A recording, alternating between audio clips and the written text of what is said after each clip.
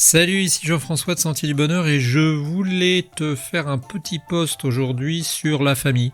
Sur la famille qui selon moi est menacée, alors c'est pas menacé par une personne en tant que telle, c'est par des modes de vie, et te dire que la famille peut être une solution intéressante, peut-être une solution valable pour plusieurs raisons. Et que, eh bien, maintenant, elle est mise à mal. Alors, essayons de réfléchir à la raison pour laquelle elle est mise à mal. Et il y a plusieurs raisons. Il y a des raisons qu'on pourrait qualifier de sociétales, dans la société, dans la manière dont ça fonctionne, dont nous vivons. Et puis, il y a des manières aussi presque insidieuses. Alors, là, dans la manière dont nous vivons, il faut s'apercevoir que la famille est de plus en plus malmenée parce que nous avons l'obligation maintenant de suivre notre travail. On est obligé de partir. Comme je le disais, moi, je me suis rendu compte, arrivé à une quinzaine d'années, qu'en fait,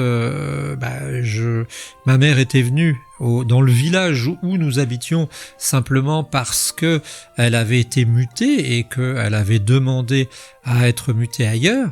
Et si la fiche qui finalement décidait de son affectation avait été devant ou derrière, peut-être que le fait que son nom de famille était dans le haut de la liste alphabétique, ça aurait pu changer si elle avait eu un nom de famille avec un W pareil, par exemple, et je serais peut-être jamais né. Et ça fait quand même, ça impressionne. Et donc actuellement, on dépend grandement du travail et on suit le travail. Alors c'est pas quelque chose d'incroyable puisque les pêcheurs-cueilleurs suivaient déjà à leur époque le travail, enfin la nourriture. Les hirondelles suivent la nourriture, c'est quelque chose qu'on peut considérer d'assez naturel. Le problème, c'est que à une époque, par exemple les gens qui allaient travailler à Paris, qu'on a connus dans les années 50, les années du baby-boom, eh bien ces gens-là restaient sur la région parisienne. Ils achetaient un pavillon du côté de, je dis Sarcelles ou je sais pas où, et puis après ils restaient, ils rayonnaient, quitte à aller faire en fin de carrière à une heure de RER, de je ne sais quoi, de métro pour aller au bureau. Mais maintenant, ce qui est assez difficile, c'est que les gens ne se contentent pas d'être à un endroit, mais finalement changent régulièrement de place. Et ça, c'est important de bien le comprendre, parce que la famille est mise à mal. Je connais encore des familles, que ce soit par chez moi, ou même dans l'Oise ou ailleurs, où les familles sont restées groupées, et où, eh bien, finalement, les gens sont tous ensemble. Alors, ça me rappelle aussi une remarque d'une servante dans un pays étranger qui disait à ses patrons « Oh, vos grands appartements vides, c'est pas très intéressant. Moi, je préfère habiter avec mes fils et mes filles, avec mes relations, dans ce qu'ils appellent dans des sortes de logements collectifs. » Et en fait, c'est vrai qu'on peut considérer, et à une époque on nous a fait considérer les gens qui restaient sur place accrochés comme une moule à un rocher comme des gens basiques. On pourrait considérer ça, mais ils ont aussi l'avantage d'être à côté de leurs frères, à côté de leurs sœurs, à côté de leur père, de leur grand-père, et de pouvoir quand même avoir une certaine facilité de la vie. Donc ça, c'est ce que j'appellerais des raisons mécaniques. Et puis il y a toute une volonté, j'ai l'impression, très perverse, on en parle régulièrement, que ce soit à France Inter entre autres, de détruire la famille. De toute façon, on détruit la famille, on parle de théorie du genre, on parle d'hommes qui veulent devenir des femmes, de femmes qui veulent devenir des hommes, de femmes qui veulent vivre entre elles, etc. Et le problème, c'est que ça détruit complètement la famille. Alors, il faut reconnaître que la famille très traditionnelle et telle qu'on la connaissait avant, c'est tout de même une famille qui pouvait parfois être difficile à vivre, parfois difficile à vivre parce que, eh bien, dans cette famille, il y avait souvent un patriarche ou un couple de dirigeants qui prenaient le pouvoir et qui faisaient régner on va dire, une ambiance très difficile, et parfois des vies ont complètement été gâchées simplement parce que des gens n'ont pas osé dire qu'ils avaient envie de se marier avec telle personne, ou parce qu'on leur a dit je te déshérite si tu décides de vivre avec cette personne, de t'en aller. Et oui, la famille a connu des extrêmes qui étaient négatifs, mais c'est pas pour autant que systématiquement on doit nous rappeler que les familles ont fait du dégât. Et je pense que l'intelligence que nous pourrions avoir maintenant, ce serait de créer, de s'arranger pour avoir une famille qui soit... alors, il faut prendre en compte aussi les familles recomposées, etc., etc. Mais d'essayer de développer la famille avec les avantages qu'elle peut représenter, sans en avoir les désavantages. Et là, à ce sujet, je pensais, voilà, quelques mois, j'ai eu une sorte d'illumination, et j'étais en train de me dire qu'en fait, dans les familles, souvent, les individus pensent de plus en plus à eux-mêmes. Et quelqu'un disait, parlant une fois des situations actuelles, que c'est la première fois depuis l'histoire de l'humanité que les couples sont livrés à eux-mêmes et qu'ils ne dépendent plus de parents, de grands-parents, et qu'ils sont dans un milieu isolé, et sans être au sein de la famille. Il y a encore des pays à l'étranger où on vit avec la famille, même quand on a des enfants.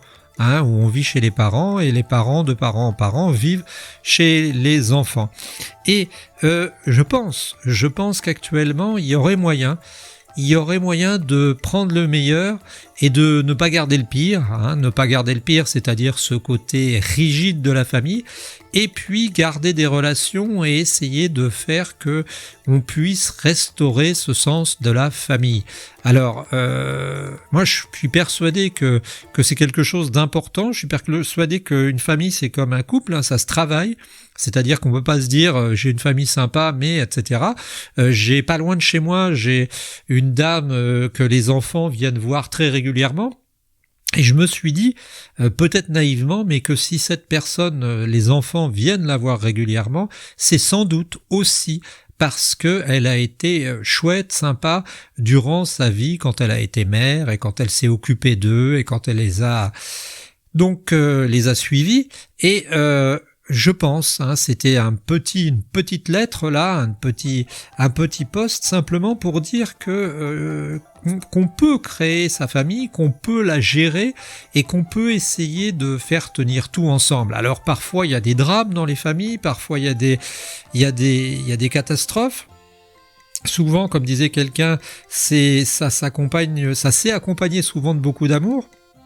Au début, comme parfois dans certains couples qui se déchirent littéralement et qui ont été très amoureux avant, généralement quand des couples ne sont pas amoureux avant et ne sont pas, quand ça n'a pas marché entre eux, il y a peu de chances pour qu'ils se déchirent, sauf si ce sont des problèmes matériels. En général, on se sépare par une signature devant chez le maire, et souvent quand il y a eu beaucoup d'amour, parfois il y a des tragédies. Pour la raison pour laquelle, oui, maintenant, il y a aussi des médiateurs.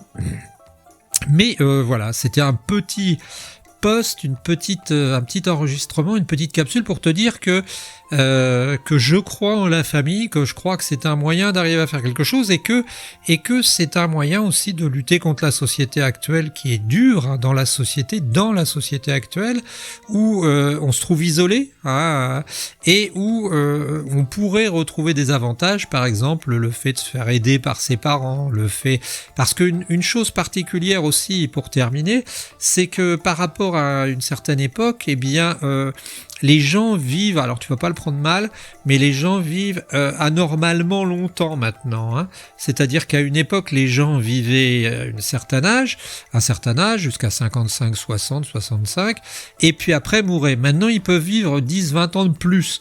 Et donc finalement, tout ce qui est héritage, par exemple, devient complètement obsolète parfois, parce que moi j'avais un voisin, il avait 93 ans, s'il a eu ses enfants comme c'était le cas dans leur jeunesse à 20-22 ans, ça veut dire que quand son fils a hérité, il avait déjà 73 ans, tu vois. Et en fait, je sais pas comment ça marche parce que c'est vrai que c'est pas évident. Quand on est âgé, on se dit oui, mais peut-être qu'il faut payer un EHPAD, etc. Alors je rappelle que le nombre d'années dans un EHPAD en moyenne c'est 3 ans. Les gens sont pas renvoyés dans les EHPAD pour rien. Mais ce qui se passe, c'est que on a eu des changements structuraux qui font que les gens maintenant voient leurs parents de plus en plus vieillir et que les gens deviennent de plus en plus vieux. Donc tout ça, ça pose des questions. Si toi tu as des remarques ou des astuces pour faire durer, vivre une famille, je pense que c'est intéressant. Parce que j'ai peur que quand on voit actuellement la manière dont est organisée la société, et particulièrement quand j'entends France Inter, qui est une radio, nous dit-on, qui vise l'information et la culture, c'est pas tout à fait ça, eh bien j'ai l'impression qu'on est en train de détruire la famille et que cette famille, elle pourrait être une solution au mal-vivre. Alors si c'est simplement une solution, ça n'a pas d'intérêt, mais trouver du plaisir à parler avec ses enfants, trouver du plaisir à échanger, à voir ses petits-enfants, ça peut être vraiment très bien. Et je pense qu'on est en train de casser cette famille. Donc voilà, c'était un petit sujet en te disant, eh bien, essaye toi de réfléchir à ça aussi et de te dire comment est-ce que je pourrais, eh bien, créer ma famille. Ou tu sais, j'aime bien cette image, même si c'est pas la même chose, mais c'est cette image des mafieux. Tu sais, ils créent leur famille dans Le Parrain. Ils créent leur famille. Quand ils s'installent à un endroit. Et en fait, voilà, ce sont des recherches à mener dans ces temps très houleux où il n'y a plus beaucoup de certitudes et où on a l'impression que tout part en vrille. Voilà, c'était Jean-François de Sentier du Bonheur. N'hésite pas à t'abonner et surtout à réagir pour nous donner tes combines, pour réussir à perpétuer une famille et pour faire qu'elle puisse durer dans le temps et profiter à tous. On se retrouve très bientôt. D'ici là, ne lâche rien.